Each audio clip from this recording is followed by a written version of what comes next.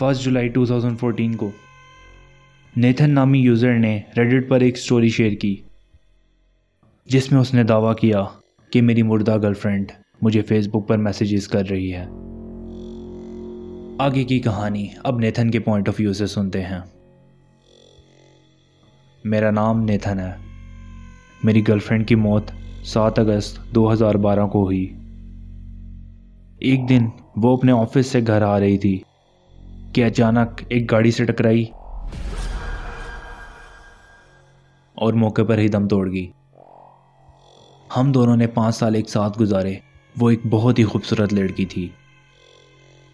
एक दिन मैं अपने ऑफिस से थका हुआ घर पहुंचा। मुझे आज भी याद है कि उस दिन तारीख 3 सितंबर थी। मुझे अपनी गर्लफ्रेंड की बहुत याद आ रही थी। मेरी गर्लफ्रेंड जिसका नाम एमिली था, उसकी आईडी अभी भी फेसबुक पर एक्टिव थी। तो मैंने अपनी गर्लफ्रेंड की आईडी खोली और उसे फेसबुक पर मैसेज किया कि एमिली, मैं तुम्हें आज भी बहुत मिस कर रहा हूँ, प्लीज़ मेरे पास वापस आ जाओ। कुछ देर तक फेसबुक पर मैं अपनी गर्लफ्रेंड की फ़ोटोज़ देखता रहा। फिर मुझे पता नहीं कब नींद आई और मैं सो गया। अगले दिन मुझे अपनी गर्लफ्रेंड की आईडी से हेलो का मैसेज रिसीव हुआ। मैं इस मैसेज को देखकर डर गया क्योंकि सिर्फ मुझे ही मेरी गर्लफ्रेंड का पासवर्ड पता था और अपनी गर्लफ्रेंड की डेड बॉडी को मैंने खुद दफन किया था। खैर, मैंने हिम्मत जमा करके मैसेज का रिप्लाई किया कि तुम कौन हो। कुछ देर बाद फिर से मुझे अपनी गर्लफ्रेंड का मैसेज आया जिसमें उसने संडे को मिलने का कहा। मुझे लगा कि शायद एमिली की कोई दोस्त मुझे डरा रही है, शायद एमिली का पासवर्ड किसी और को भी पता हो। फिर मैंने एमिली के तमाम दोस्तों को फ़ोन किया और पूछा कि क्या तुम लोगों में से कोई मुझे एमिली के अकाउंट से मैसेजेस कर रहा है। उन्होंने मुझसे कहा कि हम ऐसी हरकत करने के बारे में सोच भी नहीं सकते। ये सुनने के बाद मैंने फ़ौरन एमिली की आईडी का पासवर्ड चेंज कर दिया। लेकिन मैसेजेस आने का सिलसिला रुका नहीं और कुछ देर बाद मुझे एक फ़ोटो रिसीव हुई जो सिर्फ मेरी गर्लफ्रेंड के फ़ोन में थी और मेरी गर्लफ्रेंड का फ़ोन उस एक्सीडेंट में बुरे तरीके से टूट चुका था।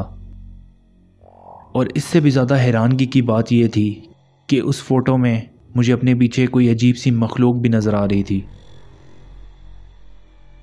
मैं भी फ़ोटो देख ही रहा था कि मुझे फिर से मैसेज रिसीव हुआ जिसमें उसने मेरा नाम 3 बार पुकारा, नितिन, नितिन, नितिन।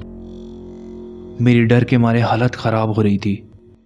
मैंने डर डर के उस मैसेज का रिप्लाई किया, तुम मेरे साथ ऐसा क्यों कर रही हो, आखिर तुम क्या चाहती हो। इस मैसेज के जवाब में एमिली ने बस इतना ही कहा, नितिन, मुझे यहाँ बहुत ठंड लग रही है, मुझे नहीं पता मेरे साथ क्या हो रहा है। ये मैसेजेस देखकर मेरी डर के मारे हालत ख़राब हो रही थी। फिर मैंने अपना फ़ोन बंद किया और अपने मुंह पर चादर लेकर सो गया। अगले दिन सब कुछ नॉर्मल रहा। मुझे अपनी गर्लफ्रेंड के अकाउंट से कोई मैसेज नहीं आया। आज के दिन मैं ऑफिस से थोड़ा जल्दी घर आ गया क्योंकि मेरे घर पर कोई भी नहीं था, सब खाला की तरफ गए हुए थे। मैंने घर आकर थोड़ा रेस्ट किया और फिर कंप्यूटर पर बैठ गया। फिर कुछ देर बाद मैंने मैसेज की नोटिफिकेशन साउंड सुनी। फिर जब मैंने फ़ोन उठाया और अपने मोबाइल पर मैसेज देखा तो मेरे पाँव के नीचे से ज़मीन निकल गई। उस मैसेज में ये फ़ोटो थी जो आप भी अभी अपनी स्क्रीन पर देख सकते हैं। ये मेरे ही कमरे का दरवाज़ा था और ये मेरा ही कंप्यूटर था। मैं ये नोटिफिकेशन देखकर इतना डर गया था कि मेरी मैसेज खोलने की हिम्मत भी नहीं हो रही थी। मुझे समझ नहीं आ रही थी कि मेरी ये फ़ोटो किसने ली है। मैं घर पर बिल्कुल अकेला था।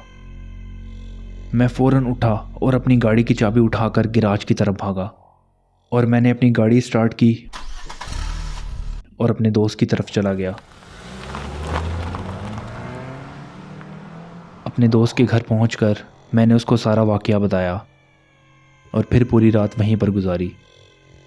इस वाक़ये के बाद मैंने अपनी गर्लफ्रेंड का अकाउंट डिलीट कर दिया। मैं आज भी इस वाक़ये के बारे में सोचता हूँ तो मेरे रोंगटे खड़े हो जाते हैं और मैं आज तक समझ नहीं सका कि कौन मुझे मेरी गर्लफ्रेंड के अकाउंट से मैसेज कर रहा था। वो कोई हैकर था या सच में मेरी गर्लफ्रेंड वापस आ गई थी।